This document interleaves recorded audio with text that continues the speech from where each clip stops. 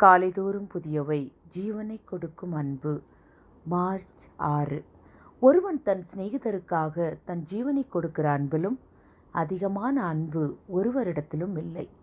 யோவான் 15:13. RMS Titanic என்பது ஒரு ஆடம்பர பயணிகள் கப்பல். இது வட அயர்லாந்தில் பெல்பாஸ்ட் நகரில் உருவானது. அக்காலத்தில் மிகவும் மேம்பட்ட தொழில்நுட்பத்தை கொண்டு கட்டப்பட்டதாகவும் அது மூழ்கவே முடியாததெனவும் கருதப்பட்டது. அவ்வளவு பாதுகாப்பானது. ஆனால் டைட்டானிக் கப்பல் தனது முதற் பயணத்தின் போதே ஏப்ரல் 14, 1912 இரவு 11:40 மணிக்கு வட அட்லாண்டிக் பெருங்கடலில் பனிப்பாறை ஒன்றுடன் மோதியது. மோதி 2 மணி 40 நிமிடங்களில் முழுவதும் மூழ்கியது. அக்கப்பலில் பயணம் செய்த ஜான் கார்பரின் கடைசி நிமிடங்கள் நம்மை ஆச்சரியத்துக்குள்ளாக்குகிறது. ஜான் கார்பர் 1872 பிறந்தார். 13 வயதில் இயேசு கிறிஸ்துவை ஏற்றுக்கொண்டார். 18 வயதில் பிரசங்கிக்க தொடங்கினார்.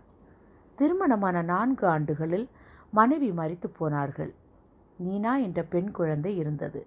ஜான் கார்பரும் சகோதரியும் மகளும் 1912 ஏப்ரல் 12 டைட்டானிக் கப்பலில் பயணம் செய்தார்கள்.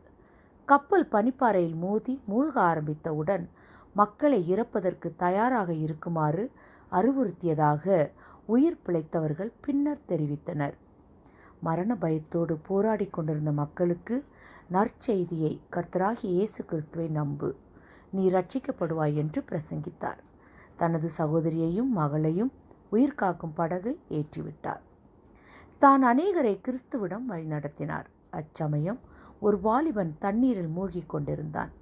தன்னுடைய லைஃப் ஜாக்கெட்டை அவனுக்கு கொடுத்து, என்னை விட இது உனக்கு அதிகம் தேவை என்று கூறி கிறிஸ்துவை பற்றிக்கொள், பரலோகில் உன்னை சந்திப்பேன் என்று சொல்லி தண்ணீருக்கு அடியில் காணாமல் போனார்.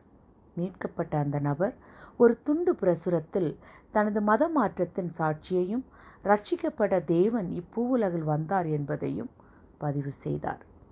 தான் ஜான் கார்பரின் கடைசி மனமாற்றம் என்பதையும் கண்ணீருடன் சாட்சியிட்டார். சாகும் தருவாயிலும் கிறிஸ்துவிடம் அநேகரை வழிநடத்தி தன் ஜீவனையும் அடுத்தவருக்காக கொடுத்த ஜான் கார்பரை நினைவு கூறுவோம். நம் உபத்திரவத்திலும் தேவனை மகிமைப்படுத்துவோம். அவர் தம்முடைய ஜீவனை நமக்காக கொடுத்ததினாலே அன்பு இன்னதென்று அறிந்திருக்கிறோம். நாமும் சகோதரருக்காக ஜீவனை கொடுக்க கடனாளிகளாய் இருக்கிறோம். 1 யோவான் 3:16. இயேசுவின் அன்பை பகிர்ந்து கொள்ளுங்கள். தேவன் நம்மை ஆசீர்வதிப்பாராக. ஜெபம். எங்களுக்காக ஜீவனை கொடுத்தவரே, மற்றவர்களை நித்திய அழிவிலிருந்து காப்பாற்ற உதவி செய்யும். ஆமென்.